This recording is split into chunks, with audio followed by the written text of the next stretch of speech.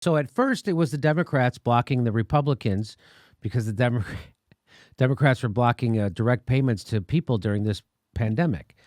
And the direct payment from the government of like a $1,500 payment, and the Democrats want to means test it, and so they blocked it long enough. Now that the bill's completely gunked up, and here's Ali Veshi and Kirsten Gillibrand, and they're going to talk about how bad this bill is. Here we go. That it is weak on stock buyback language, right? So I think it has to be pretty clear that if any company gets taxpayer money, they cannot use it or should not be able to use it for stock buybacks or for dividend payouts. It does not deal with executive. So he's saying this bill doesn't do that. I was told it did, that they were saying that they couldn't use it for stock buybacks. He's saying a lot of things. Let's listen. That it is weak on stock buyback language, right? So I think it has to be pretty clear that if any company gets taxpayer money, they cannot use it or should not be able to use it for stock buybacks or for dividend. Boy, I think if a company did do that, use this bailout money for stock buybacks, at that point something would happen. But go ahead. I don't know. You would hope. You would hope. And payouts. It does not deal with executive compensation limits, and I think that should be an absolute. The average CEO in America earns 220 times what the. So this is why you don't give money to companies. This is why you don't give money to companies. He's saying that why should the CEO of United Airlines makes $10 million a year? He didn't save enough money to go through a 3-month shutdown. Why should he get a bonus? Why should he make $10 million? He shouldn't make anything. He should have to live on the $10 million he made last year. And so he's pointing out that why should we give this? I'm still saying, why should we give this money to corporations? Here we go. Worker earns. I don't think taxpayers have any interest in their money going to assist companies that are going to reward those executives. There are no assurances that workers will benefit from these programs, so there may be bailouts given to companies that continue to lay off workers or do not hire them back when they become profitable. Right. And there are also no housing provisions. There's nothing to prevent people from eviction, from foreclosure, from forbearance, and frankly, that's just a little bit of what is not in a $4 trillion bill. Senator, I want to get your thoughts on this. So that's what's not in a $4 trillion bill. Here's what Senator Sherrod Brown has to say about it.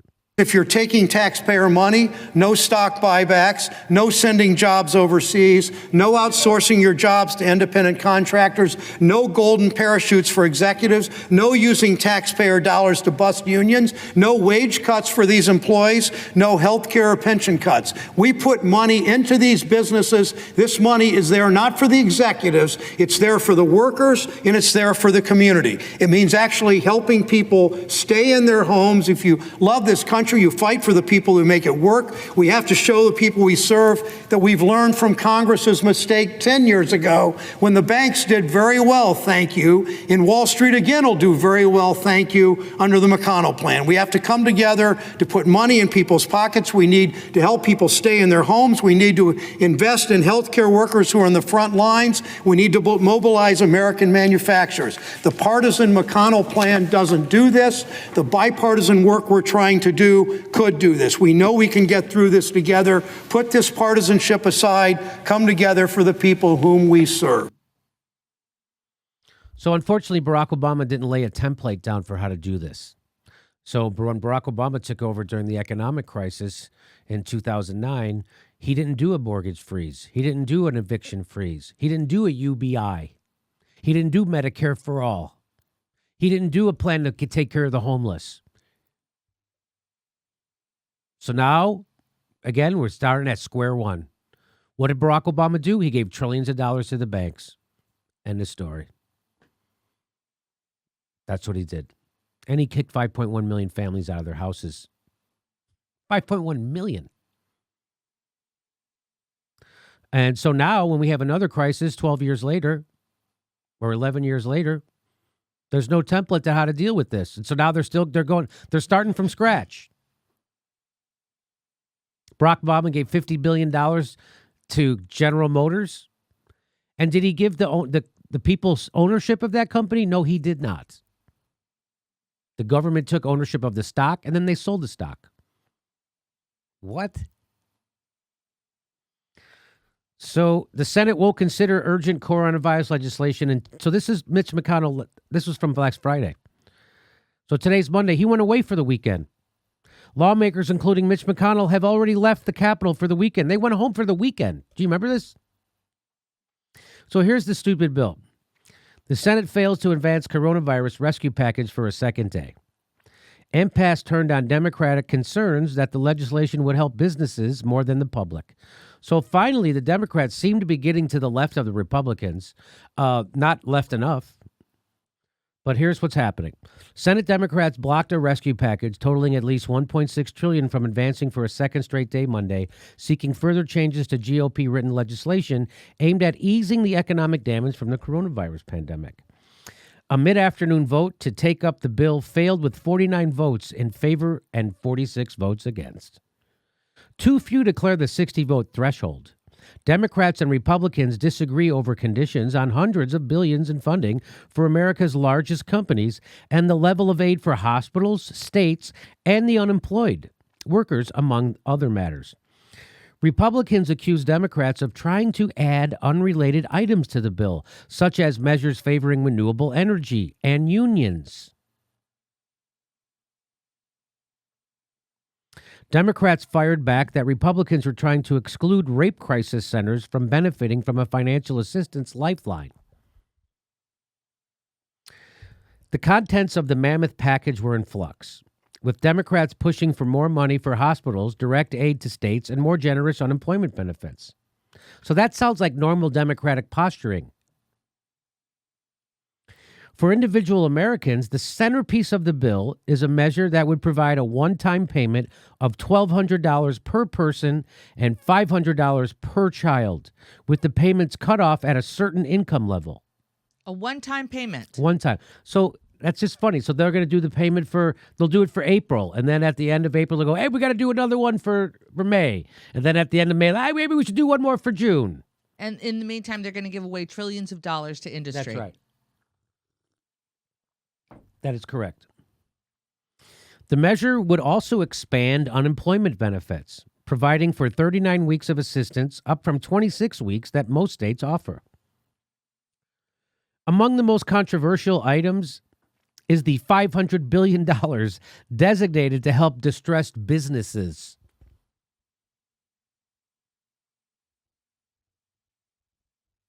Why are we going to give $500 billion to businesses who don't have any business? Why would we give $500 billion to businesses? Why would we give $50 billion to an airline? They got no one to fly. Why would we do that? Why would I give money to a capitalist and hope he pays people? He distributes it. Why don't I just give it to the fucking people? This makes no sense, but they're going to do it. So I'm going to reach out and we'll get an economist on here tomorrow who we trust to tell us, or someone who understands this, the markets and why aren't they doing it the way? It's the same thing I said about when they bailed out the banks in 2009, when they gave trillions of dollars to the bank. Why don't they just give us the trillions of dollars? We'll put it in our bank. Why wouldn't you say every person with a social security number, you wire money into their bank account?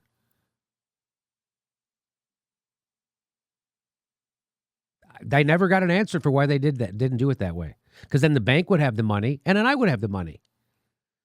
So this is, again, you're giving it to a third party to distribute. Why not give it right to the people?